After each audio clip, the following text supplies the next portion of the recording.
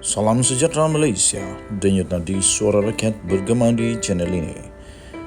Jangan lupa tekan butang subscribe, like dan share. Malaysia kita punya, cintai Malaysiaku, kita jaga kita.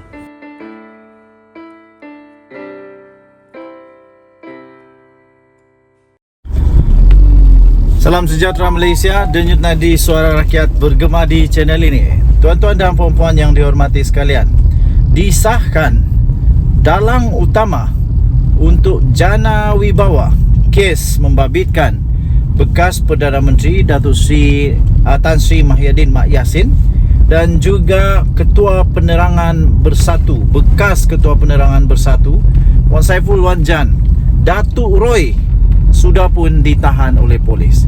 Kita ingin merakamkan jutaan terima kasih tahniah kepada ASPRM yang berjaya menahan Datuk Roy.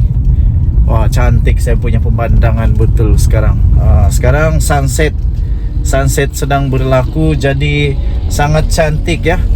Okey, tuan-tuan dan puan-puan yang dihormati sekalian, Suruhanjaya Pencegahan Rasuah Malaysia ASPRM Kuala Lumpur pada hari ini telah menahan seorang individu yang digelar Datuk Roy. Beliau ditahan 3 jam. Beliau ditahan jam 3 petang ketika beliau memberi keterangan di pejabat SPRM Kuala Lumpur. Nampaknya semakin nervouslah Tan Sri Mahyadin Mak Yassin dan semakin nervouslah juga Wan Saiful Wan Jan. Semakin nervous juga Perikatan Nasional. Risau nanti banyak lagi orang-orang besar Perikatan Nasional bakal diterjemahkan sebagai kluster mahkamah. Tapi itu belum pasti. Kita kena tengok apa yang akan diberikan oleh Datuk Roy ini. Sumber berkata suspek berusia lingkungan 50-an itu telah ditahan bagi tujuan untuk membantu siasatan kes penipuan berkaitan dengan Jana Wibawa. Beliau berkata suspek itu akan dibawa ke Mahkamah Magistrate Kuala Lumpur pada jam 9 pagi esok bagi tujuan permohonan reman. Sementara itu pengarah ASPRM iaitu pengarah ASPRM Kuala Lumpur iaitu Razalia Abdul Rahman ketika dihubungi telah pun mengesahkan tangkapan itu, berkata kes itu disiasat mengikut Seksyen 16 kurungan A Akta SPRM 2009. Harian Metro semalam melaporkan SPRM Kuala Lumpur mengesan seorang lelaki bagi membantu siasatan untuk kes rasuah berkaitan program Jana Ekonomi Permerkasaan Kontraktor Bumiputera Berwibawa atau Jana Wibawa. SPRM dalam kenyataan itu memaklumkan lelaki yang dikesan adalah Muhammad Hussein Muhammad Nasir, 54 tahun, yang juga dikenali sebagai Datuk Roy, dengan alamat terakhir di nombor 3 Lorong 3 RRM Semambu 25350 Kuantan di Pahang. Tahniah diucapkan kepada SPRM, tahniah diucapkan kepada semua penguat kuasa. Sekarang kita akan tahu sama ada kes Jana Wibawa ini ada kes atau tiada kes.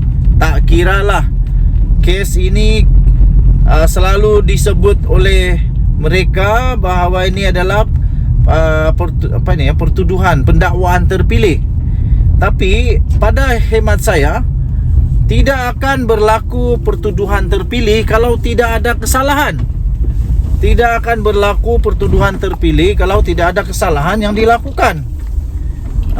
Jadi sama ada pertuduhan terpilih atau tidak, tetap kena juga. Sekarang ini nampak macam tak puas hati sebab dia seorang-seorang saja yang kena. Macam begitulah. Tapi undang-undang tetap undang-undang. Tahniah diucapkan, denyut nadi suara rakyat bergema di channel ini. Bye-bye. Salam sejahtera Malaysia. Sumbangan politik kepada parti kerajaan dan parti pembangkang tidak sama. Sumbangan politik kepada parti kerajaan dan pembangkang tidak sama. Itulah kenyataan yang pasti dibenci, tidak diterima dan bikin sakit hati Tan Sri Muhyiddin Mak Yassin. Unsur rasuah apabila parti kerajaan menerima dana atau sumbangan politik tidak sama, seperti apabila dana sedemikian disalurkan kepada parti pembangkang, kata sumber SPRM. Katanya, ini kerana pembangkang tidak berada dalam kedudukan untuk menghulurkan apa-apa kepada penyumbang mereka. Tidak seperti kerajaan, kata pegawai kanan itu, dengan syarat tidak mahu namanya disiarkan.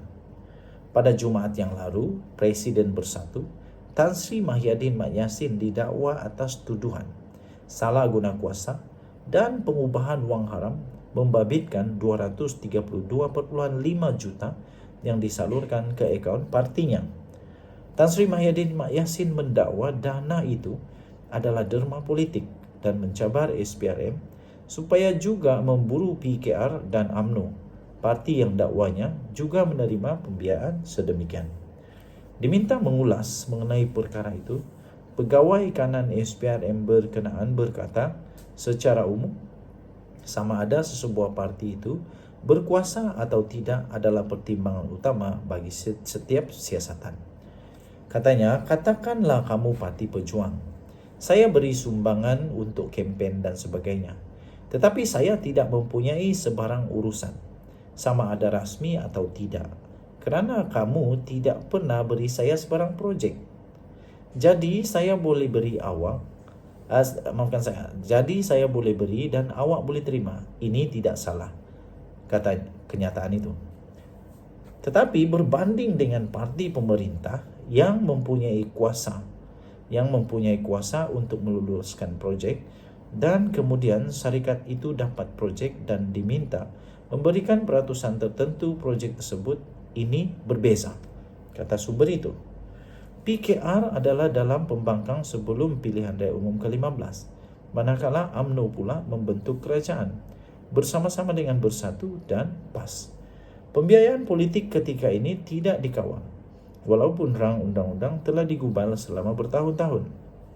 Dengan kerajaan terdahulu berikrar untuk membentangkan undang-undang sedemikian. Dalam perkembangan terkini, kerajaan semasa berkata rang undang-undang itu akan dirujuk kepada jawatan kuasa pilihan khas parlimen untuk dipertimbangkan selanjutnya.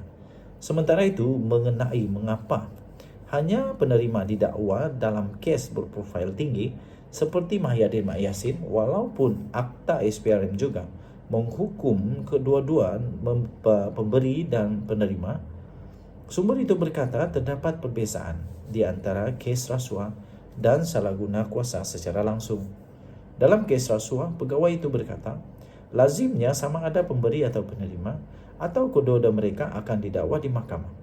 Bagaimanapun dalam kes salah guna kuasa, individu yang menyalahgunakan kedudukannya untuk mendapatkan suapan akan didakwa di mahkamah. Katanya baca seksyen 23 Akta SPRM. Ia mengatakan bahawa apabila seseorang pegawai badan awam menyalahgunakan jawatannya untuk mendapatkan suapan, sama ada untuk faedahnya atau untuk faedah keluarganya atau untuk rakan sekutunya, dia telah melakukan kesalahan.